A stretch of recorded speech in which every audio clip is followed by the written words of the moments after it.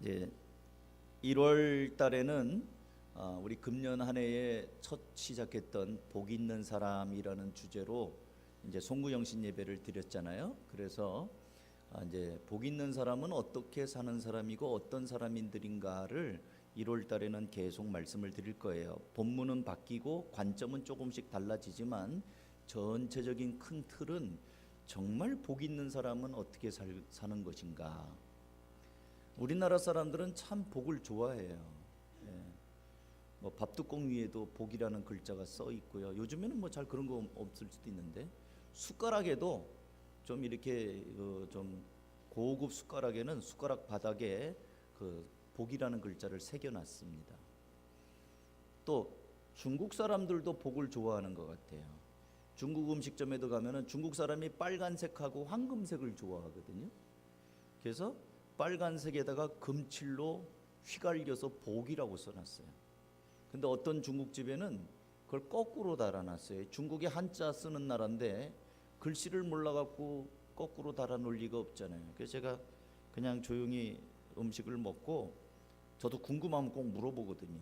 그래서 돈을 내면서 사장님 저거 왜 거꾸로 달아놨어요? 그랬더니 저를 씩 보면서 그것도 모르는 식으로 그거요 복이 쏟아지라고 그렇게 놓은 거예요. 복이 쏟아지라고. 그러니까 좋아하는 거죠. 여러분들도 이제 뭐 외국 나갈 기회들이 있잖아요. 홍콩이나 그 이제 고양이 그 식당 그 카운터에 고양이를 놓고 있는 집이 있어요. 그 인형 고양이인데 고양이 팔에다가 이 전자장치를 해갖고 손을 막 이렇게 고양이 팔 이렇게 움직이는 거 여러분 본 적 있어요? 그거 뭐 하는 거예요? 고양이가 왜 이러죠? 그래요. 우리 영수 박수 한번 쳐주세요. 6학년 졸업하고 올라. 맞아요. 그 목사님이 물어봤어요. 영어로. 고양이가 왜 한 손만 잡고 이래요? 나보고 빠이빠이 하는 거냐? 어서 오라는 뜻이냐? 뭐냐? 그랬더니 복을 긁어온대요. 돈을 긁어오는 거래요. 그러니까 중국 사람들도 복 좋아해요. 한국 사람도 복 좋아합니다. 우리나라가 이제 봄 되면은 한문으로 사자성어로 입춘대길 써놓잖아요. 봄이 됐으니 대박나라 그 뜻이에요. 대길, 길한 소식이 많이 와라, 복 들어와라 그겁니다. 아이들이 밥 먹을 때 우리는 이제 유교 문화가 있어가지고 밥 먹을 때 말하고 먹습니까? 입 다물고 먹습니까? 조용히 먹습니까? 조용히 먹으라고 그래요. 조용히 먹으라고. 자꾸 떠들면 밥 먹을 때 떠들면 복 달아난다고. 예? 밥 먹을 때 다리를 달달달달 떨면 무릎을 탁 치면서 임자식 복 달아나게. 그래서 복 달아날까봐 얼마나 조심을 하는지 몰라요. 복 들어오라고 노력하고 복 달아날까봐 조심하고. 그래서 우리 한국 사람들은 참 복을 좋아하고요. 그리고 여러분들도 금년 한 해에 기도 제목 첫 기도 제목을 낼 때 아마 제가 볼 때는 5가지 중에 하나는 다 있을 거예요. 건강하게 해달라는 거, 그죠? 그 다음에 가족들 화목하게 해달라는 거. 그 다음에 재물이 좀 들어왔으면 좋겠다. 경제적으로 좀 풀렸으면 좋겠다. 그리고 뭐 학교 붙었으면 좋겠다. 그 다음에 또 뭐 이렇게 좋은 사람 만났으면 좋겠다. 그런 것들이 우리 전통적으로 오복입니다. 예? 건강하고 또 물질복, 출세하는 복, 다 그 복이에요. 풀어서 얘기하면은 그게 말은 달리 얘기했지만 복 받고 싶다 그 소리거든요. 근데 이제 오늘 성경에서도 하나님께서 이제 아브라함을 부르시는 복이 있어요. 그래서 이제 그 얘기를 좀 하려고 합니다. 지난 시간에는 첫사람 아담과 하와를 하나님이 복을 주시면서 생육하고 번성하라고 했죠. 그리고 이제 그 다음에 인류를 싹 쓸어버렸습니다. 범죄하는 인간을 하나님이 물로 심판하셔서 다 쓸어버리고 노아와 그의 남은 식구들과 함께 시작을 했죠. 그리고 축복의 내용은 똑같아요. 아담과 하와에게 줬던 것처럼 다시 시작하니까 다시 생육하고 번성해라 이런 복을 줘서 겹쳤기 때문에 오늘 제가 얘기는 안 하고요. 그 다음에 인류들이 이제 홍수가 나서 망했으니까 이제는 물에 죽지 말자 그래갖고 한 것이 바벨탑을 높이 지은 겁니다. 그래서 하나님께서 그들을 흩어버리셨죠.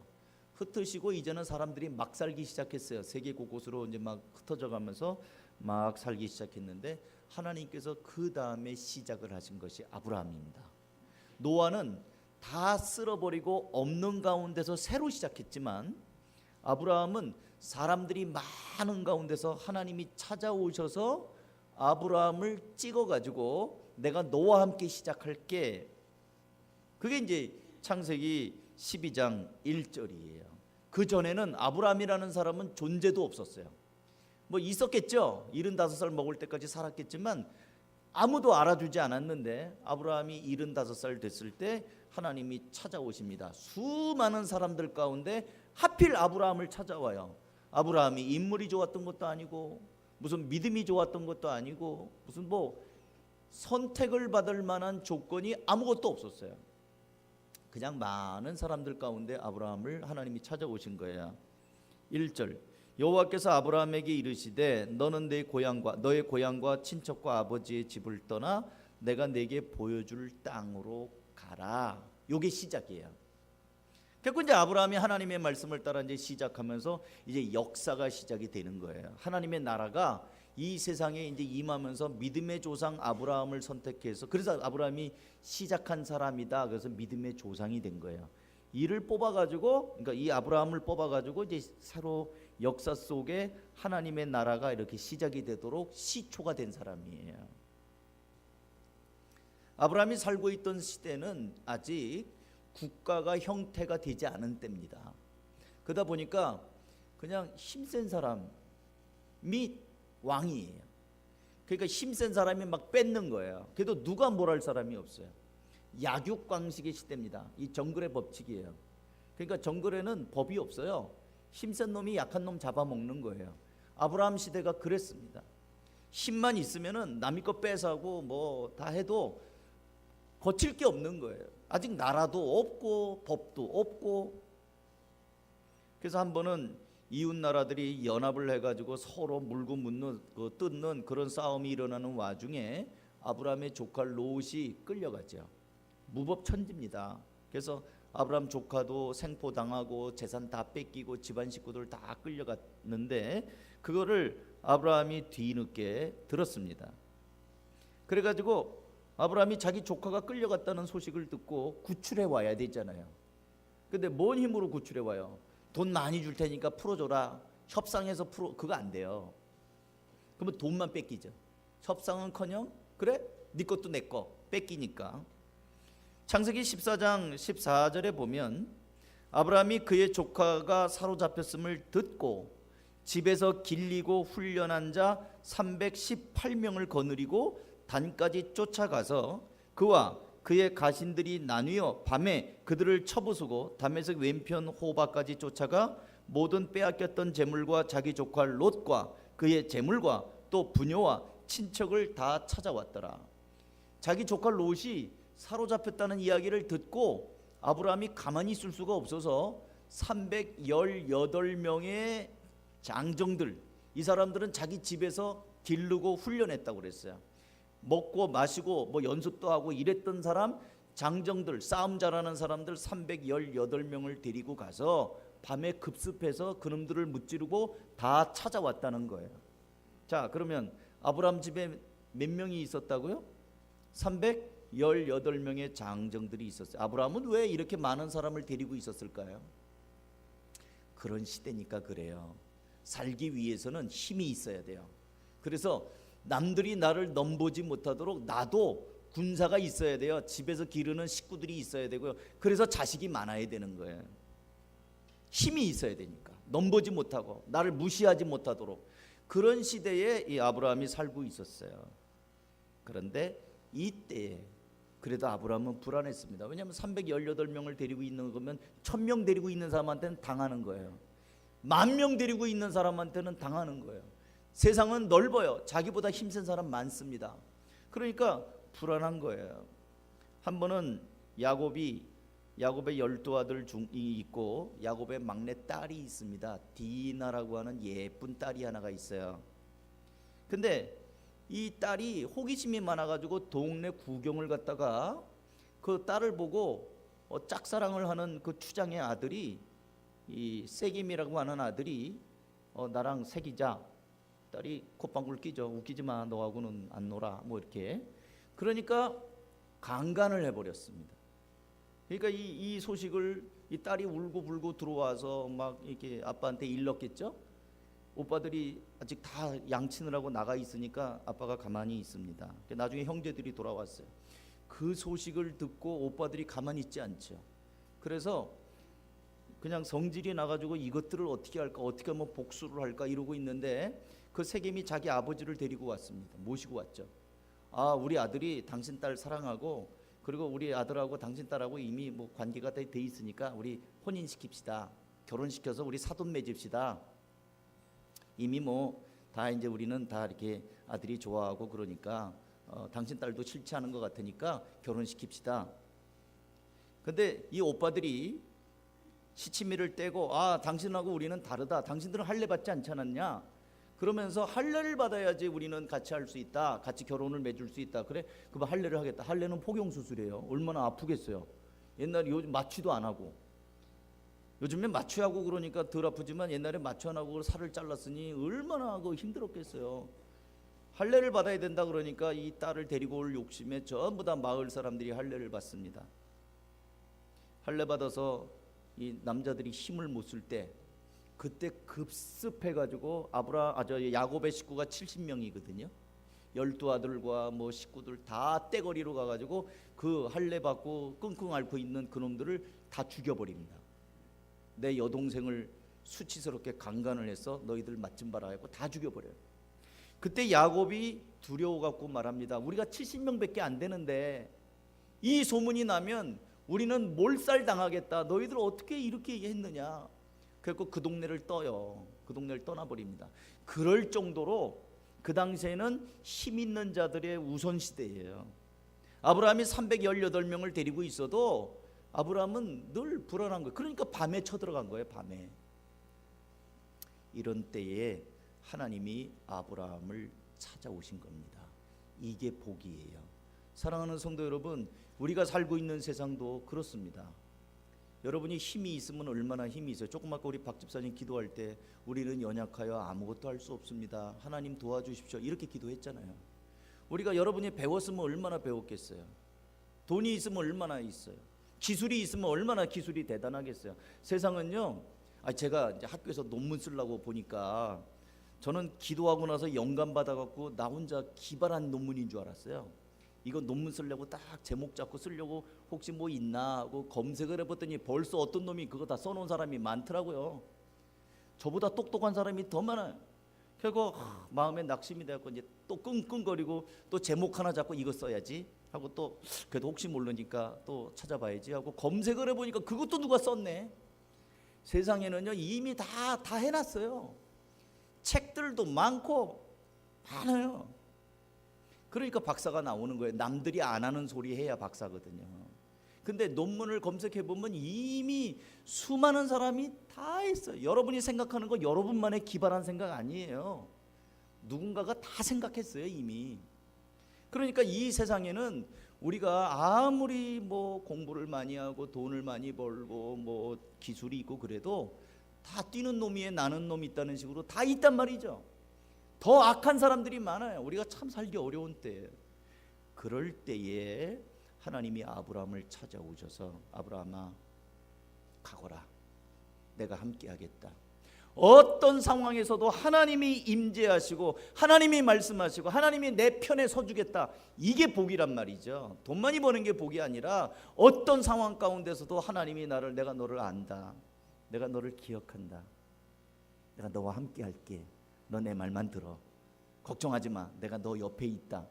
아브라함에게 찾아와 가지고 그 무법천지에서 하나님께서 너 318명 그거 아무것도 아니야.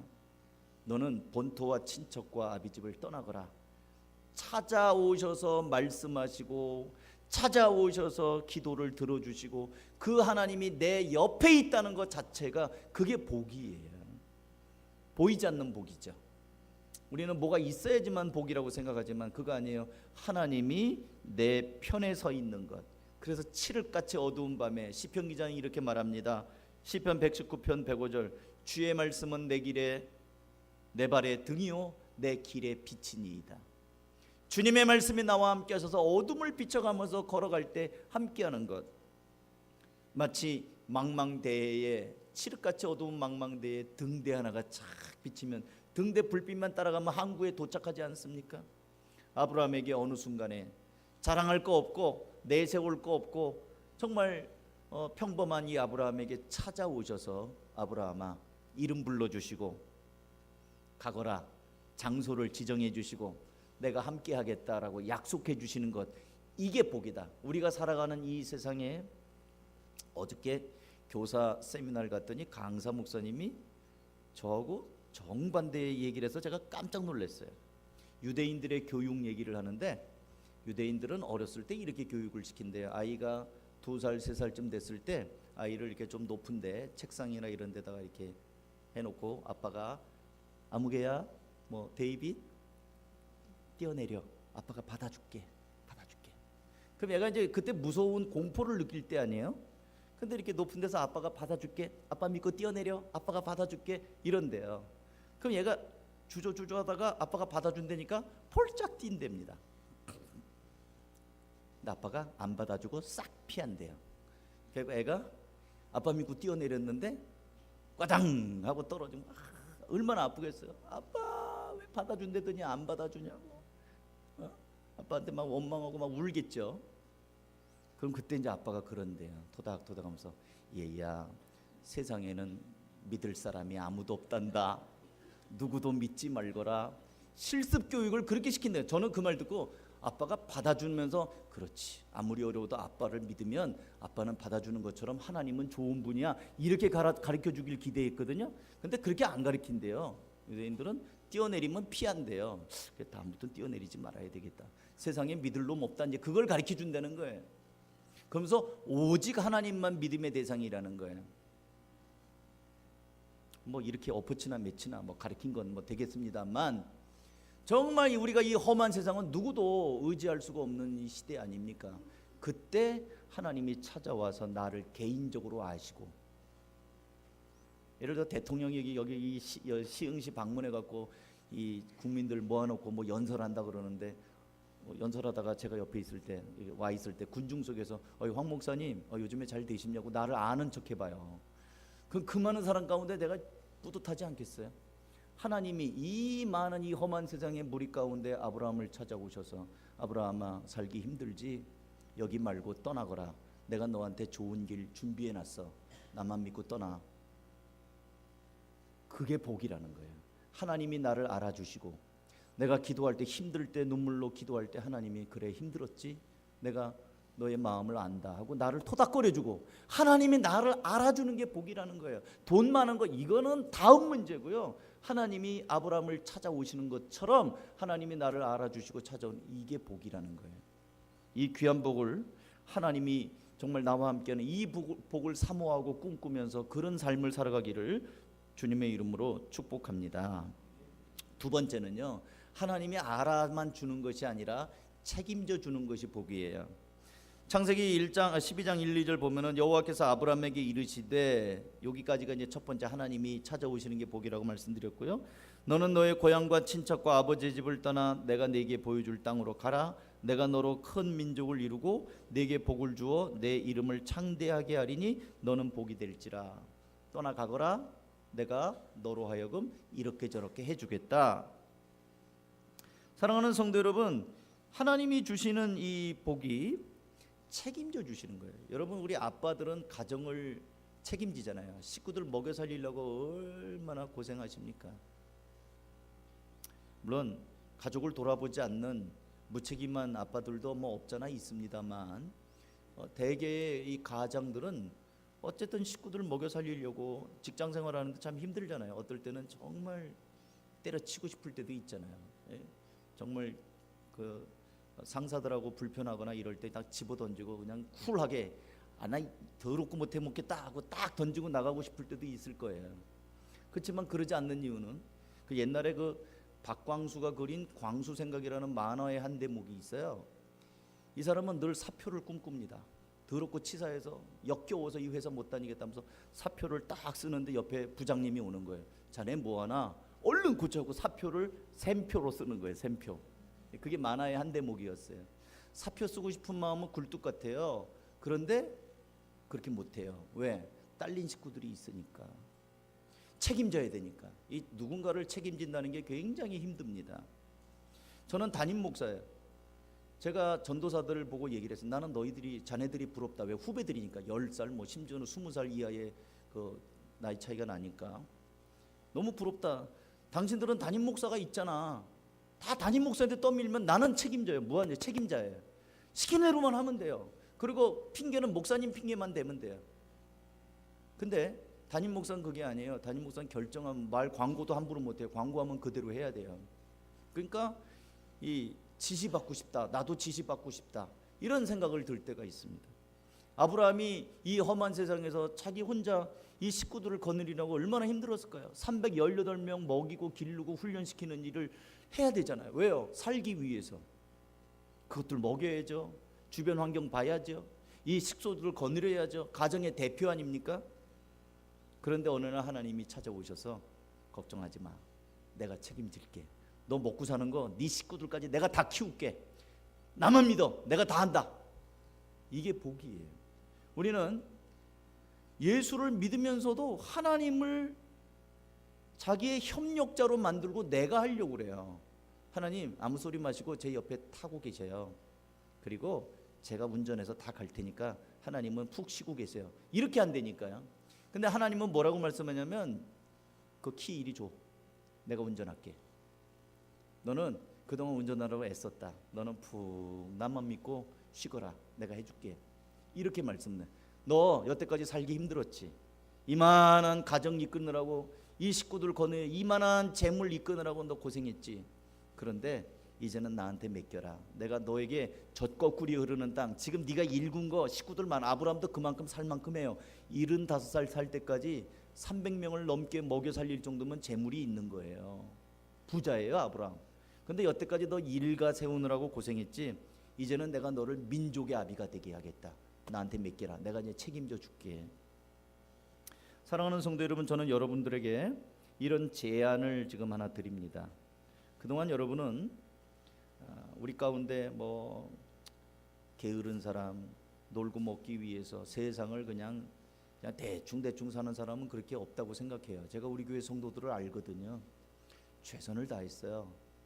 어떨 때는 돈 때문에 마음고생도 하고, 또 애들 때문에 내 입에 들어가는 거는 진짜 싸구려 먹더라도 애들은 진짜 비싼 신발, 비싼 옷 하나 사주기 위해서 허리띠 졸라매고, 아까도 말씀드린 것처럼 직장 생활하면서 어려운 가운데서도 식구들을 책임지기 위해서 애쓰고 살았어요. 전 최선을 다했다고 저는 믿습니다. 그렇게 또 알고 있고요.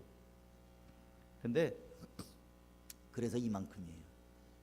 그래서 여기까지 오신 거예요. 앞으로 이대로 가시겠습니까? 하나님은 이렇게 말씀합니다.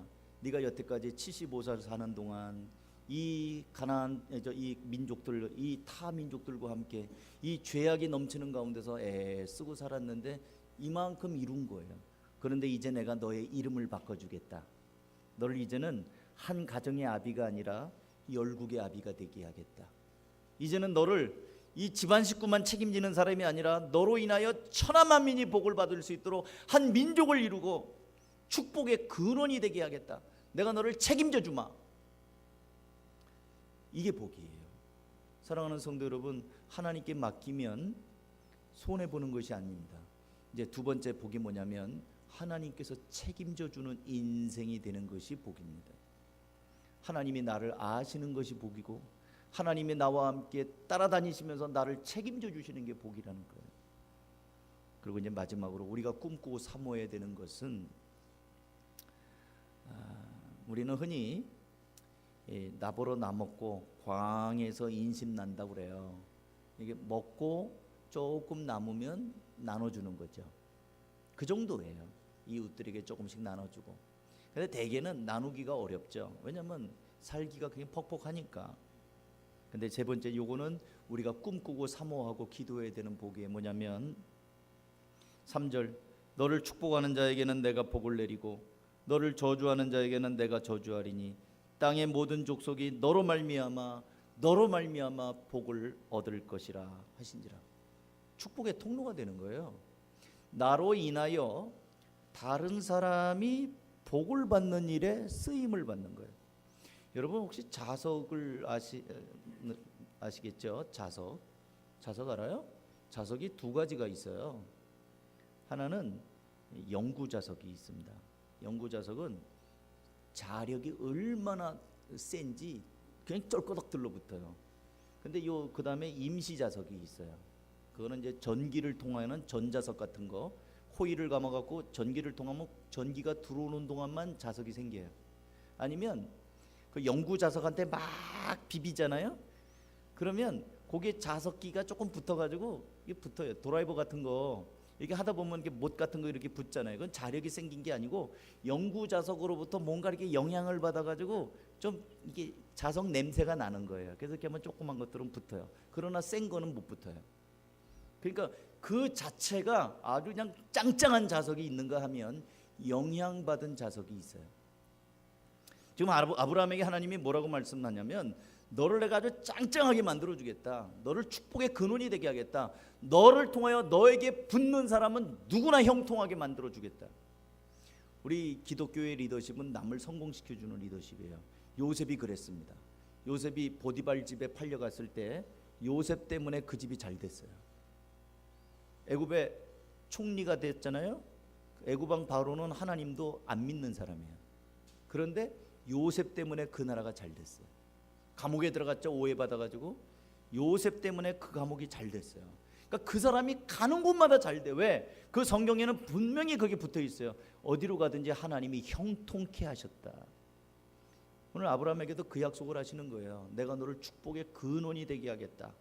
너 때문에 너에게 붙는 사람은 누구든지 잘 될 것이다. 너에게 옆에 있는 사람들은 누구든지 복을 받을 것이다. 너로 말미암아 복을 받을 것이다. 그런데 반대로 너를 해코지하거나 너를 힘들게 하는 사람들에게는 내가 갚아주겠다. 원수 갚는 것이 내게 있다. 내가 갚아주겠다. 너는 누가 뭐래도 내가 대표로 세운 사람이다. 함께 하겠다. 그렇게 약속하는 거예요. 하나님이 나에게 축복을 주실 뿐만 아니라 흘러 넘쳐서 다른 사람에게도 영향을 주는 사람이 되게 만들어주겠다. 이제 말씀을 마무리하고자 합니다. 여러분 이제 가끔씩 군인들을 보죠. 요즘에 군인들 사복 입고 나오는지는 잘 모르겠는데 군인들 복장을 보면 휴가 나왔을 때 그 군인들의 행동을 보면요, 그가 속한 부대의 기강을 알 수 있습니다. 군인들이 모처럼 만에 휴가 나와갖고 이제 군복 입고 나올 거 아니에요. 근데 복장 상태가 엉망이고 워커 다 신발끈 풀고 막 해롱해롱 날짜 이거 저 뭐야 단추 다 풀고 다니고 그러면 보나마나 그 군대는 진짜 당나라 군대일 거예요. 근데 기강이 딱 잡힌 데는요, 각이 쫙 잡혀 있고요, 군화도 딱 있고 절도가 있어요. 우리의 말 행동을 보면 우리가 어떤 하나님을 믿고 있는지 사람들이 알 수 있습니다. 하나님께서 너를 내가 축복의 통로가 되게 하겠다. 너는 복이 될 것이다. 이런 축복을 주셨기 때문에 우리의 삶이 이제는 그런 복을 받은 사람은 다르게 살아야 돼요. 내 말 한마디가 저 사람의 인생을 바꿀 수 있다. 그러면 말을 함부로 할 수 없어요. 저 사람이 지금 방황하고 있는데 어떤 면에서는 나 때문에 하나님을 만나고 축복의 통로가 된다고 했으니까 이 사람이 나 때문에 삶이 바꿔질 수 있다. 그러면 우리가 함부로 행동할 수 없어요. 신용도 있어야 됩니다. 아, 예수 믿는 사람이 신용이 있구나. 예수 믿는 사람하고 거래해야 되겠구나. 이거 있어야 돼요. 돈 떼어 먹으면 돈 늦게 갚고 그러면 사람을 피곤하게 힘들게 하잖아요. 그러면 아유, 예수 믿는 사람하고 다음엔 2번 다시 안 하겠다. 그리고 우리 가운데 뭐 음식점 같은 거 하고 성구 같은 거 써놨잖아요. 좋은 성구 쓰는 거 조심하셔야 됩니다. 나는 기독교인이라는 걸 대놓고 광고하는 거잖아요. 근데 반찬은 먹다 남은 반찬 주고 막 성의 없게 하고 그러면은 사람들 볼 때 아유, 예수 믿는 사람이 이렇게 오히려 안 좋아요. 그런데 예수 믿는 사람이라는 표식을 어쨌든 뭐 교회에서 준 뭐 이렇게 현판이든지 뭐 이런 걸 놓고 달력도 있고 뭐 이렇게 하면서 음식하잖아요. 잘해 주셔야 됩니다. 그러면 그걸 먹은 사람이 역시 혹시 사장님 권사님이세요? 혹시 집사님이세요? 아우, 그 어느 교회 다니세요? 이런 정도가 나와야 된다는 거예요. 왜? 그 사람이 밥 한 끼 먹으러 왔다가 예수님 만날 수 있거든요. 마찬가지로 여러분의 삶을 통해서 그렇게 될 수 있거든요. 사랑하는 성도 여러분, 저는 여러분에게 정말 우리가 사모하고 꿈꿔야 될 복 세 가지를 말씀을 드렸습니다. 환경이 어려워도 참 험한 세상을 살지만 그 가운데에서도 하나님이 나와 함께하는 것. 어떤 화가가 그랬다죠. 평화라는 주제를 갖고 그림을 그리는데 많은 사람들이 평화 그러니까 잔잔한 바다에 석양에 해가 이렇게 탁 지는 그런 아주 조용한 그림들을 많이 그렸대. 그와 유사한 거, 아니면 아주 고요한 숲속에 오솔길이 쫙 나 있고 토끼 두 마리가 이렇게 있는 그림, 평화로운 그림을 그렸대. 근데 어떤 사람은 그 대상 받은 그림인데 풍랑이 막 그냥 치고 집어삼킬 것 같이 그냥 험악한 풍랑이 있고 바다는 막 그냥 시커먼 그 깜깜한 밤이고 막 이런데 조그만 그 바위에 그 풍랑이 막 치는데 그 한쪽 구석에 둥지에 갈매기가 어미가 품고 있는 그 그림, 어미가 그 새끼를 품고 있는 그 그림, 풍랑 치는 가운데에서도 그게 대상 받았어요. 우리가 이 세상 험한 세상 가운데 살지만 그 가운데서 하나님이 나와 함께 한다는 거, 그게 복이라는 거예요. 그리고 하나님이 책임져 준다는 거. 내가 너에게 지시하는 땅으로 가거라, 내가 너를 큰 민족 되게 하고 내가 너에게 이렇게 하겠다. 하나님이 구체적으로 책임져 주는 인생이 복된 인생이다. 그리고 이제는 네가 그렇게 살 뿐만 아니라 누군가가 너로 인하여 복을 받도록 만들어 주겠다. 축복의 통로가 되는 넉넉한 넘치는 삶이 복인 것입니다. 바라기는 그런 복된 성도들이 되기를, 그걸 사모하기를 주님의 이름으로 축복합니다. 기도하겠습니다. 한번 통성으로 기도할까요? 설교가 어렵지는 않게 하려고 노력을 하는데 여러분 세 가지만 말씀드렸어요. 기억하기 좋으라고. 하나님, 금년에 어떤 환경에서도 하나님이 내 편인 삶, 하나님의 임재가 있는 삶이 되게 하옵소서. 하나님이 책임져 주시는 삶, 먹고 마시고 이런 거 염려하는 것이 아니고 하나님이 그 나라와 그 일과 이 모든 걸 너에게 준다는 것처럼, 더해 주신다는 것처럼 하나님이 공급하시고 책임지는 삶이 되게 하옵소서.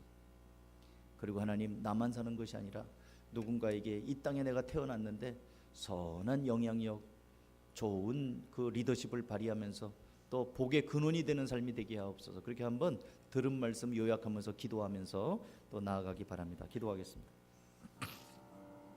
하나님 아버지, 감사합니다. 사랑하는 성도들을 축복합니다. 하나님, 2019년도에는 정말 우리가 살아가는 환경이 경기가 어렵고 경제적으로도 참 쉽지 않고 또 일하는 환경도 정말 여전히 어려움이 있지만 하나님, 아브라함 때도 그랬고 또 수많은 믿음의 사람들이 살 때도 그랬습니다. 그러나 그런 가운데에서도 우리가 정말 하나님이 함께 하신다면, 하나님 폭풍이 몰아친다 할지라도 주님이 함께 하신다면 우리는 고요함을 누릴 수가 있습니다. 사랑하는 성도들에게 그렇게 평안함을 주시고 기쁨을 주시고 은혜를 주시고 감당할 수 있도록 능력도 주시고 지혜도 허락하여 주시옵소서. 우리가 생각지 않은 곳에 하나님이 예비하신 사람을 만나게 하시고 길이 열리는 복을 허락하여 주시옵소서.